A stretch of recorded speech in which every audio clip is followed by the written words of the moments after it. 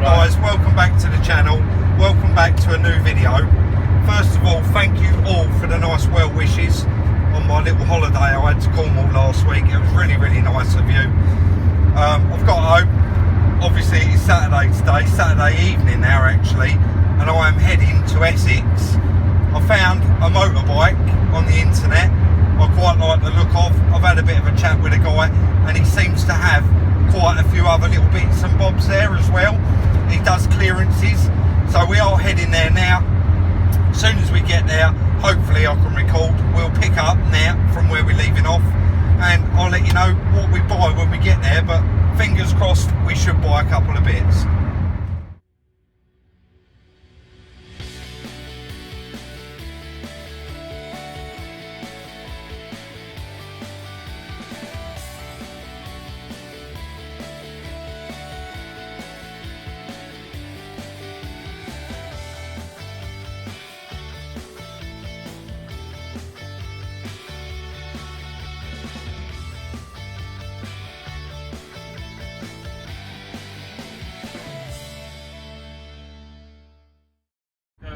So guys, that didn't actually go to plan. The guy said that he's basically bought a property and there was a lot of stuff left in there, including a lot of old motorcycles. And I actually went to look at a BSA, but by the time I got there, that was gone. The guy did say he's been inundated with phone calls and he had a lot of people coming to look at the stuff.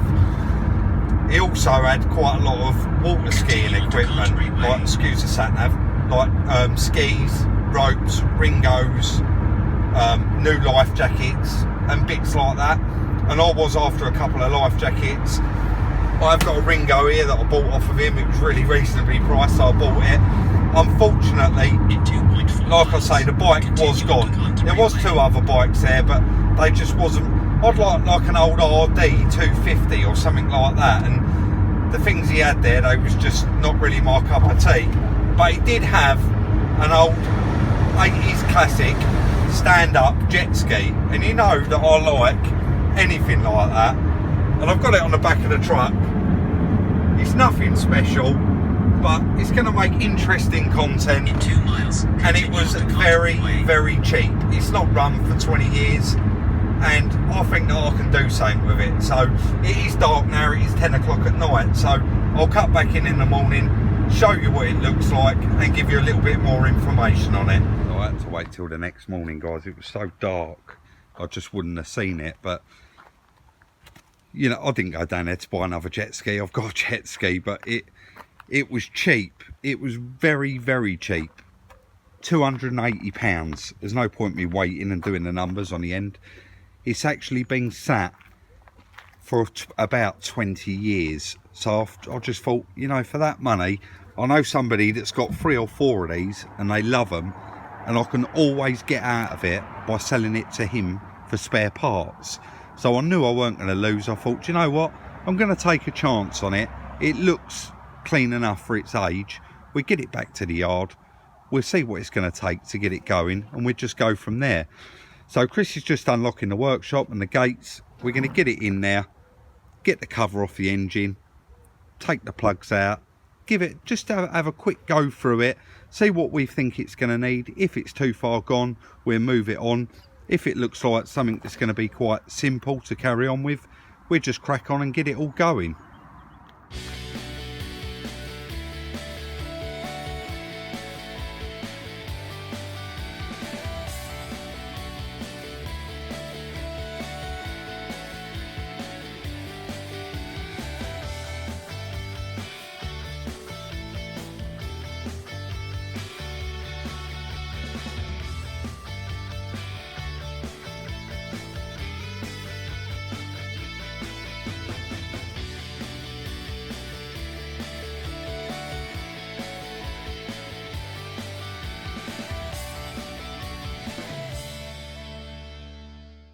Sorry about the time lapse there, guys. I did just want to get stuck in and actually get quite a few bits removed before I cut in. And as you can see, I pulled the fuel tank out, and that has actually about 1/3 full, and it does still smell alright, but I don't think for a minute it is. I'm sure Chris will use that in his lawnmower or something. I then removed the battery and a few clips. Got a pair of Stilsons ready to put on the actual end of the crank there, just to give it a little pull over and make sure that it pulled over okay. I had to remove this stainless steel cover, and as you can see, I was undoing the engine mounts there as well, and they just couple together basically. You've got all rubber bushes in here, and these teeth actually sit inside those. Sorry, let's move that out of the way, I'm explaining it and you can't even see it. So these teeth basically fit inside these rubber bushes, and then the engine mounts just bolt it down. I did put a bit of petrol down the barrels first thing this morning when I pulled those plugs out. As you can see, the plugs are over there and they are quite rusty. So me and Chris just released that, and as you would have seen, I've got a big pair of Stilsons and I've put them on the end of the crank there where that coupling is, and it's actually seized. The engine in this little jet ski is seized up. You can see quite a bit of saltwater corrosion, and I again am sure it is very fixable, but you would need to pull this out, which is not difficult. It's ready to lift out almost now, but it's not something I want to get involved in. You can go and buy one of these jet skis, all singing and dancing, all running, ready to go, for between £700 and £1,000. So it's not something that I or we want to get involved in. As you know, we haven't got really the time to do this with the other projects anyway. I just saw it down there, thought this could possibly make interesting content, and you know, it could have been an easy fix. The guy did say it's probably standard like seizure where it's just been sitting there for so long, but the more we look into it, the more you can see it doesn't look like it had been washed out when it was last used. So the reason I disconnected it there and tried pulling it over, because 9 times out of 10 when one of these jet driven machines has been set up, it's normally the actual jet drive system itself underneath that seizes. So you disconnect it from there, know that the engine's free, and then we'll work on releasing the actual jet drive system itself. But it is a little bit too far gone. It's not going to be a quick easy fix and put back together. So I'm probably gonna leave the lid up all day because there's quite a bit of water in there. Let that dry out, give it all a nice wipe over and a clean inside, put the engine back where it should be, and then possibly, yeah, just ring my friend up, tell him that it's only good for spare parts, which it would be acceptable to them, and maybe even try and make a small profit on it. That would be nice, because I did go and get it, and like I said, I was going there anyway. I'm going to show you in the back of in my truck. The guy had some of these lovely gold impact vests, which are quite expensive, and I managed to purchase 2 of them off of the guy. And there I've got a really good Ringo with a nearly new ski rope as well, which he threw in, and I actually give him £60 for the Ringo, the rope, and 2 gold life jackets. So I'm quite happy that I went down there still anyway, because a good life jacket does cost you £50–60. So that's the plan. I'm going to crack on, put it all back together, start making a few phone calls and see if we can get out of it. Some might say I'm just a little bit mad, and to be honest, sometimes I do have to ask the question myself. I mean, I went down there to look at a motorbike and come back with a stand-up jet ski, and as you can see from that video, it's seized up. I'm not getting involved in that. That's manifold and carb off, head off, barrels off.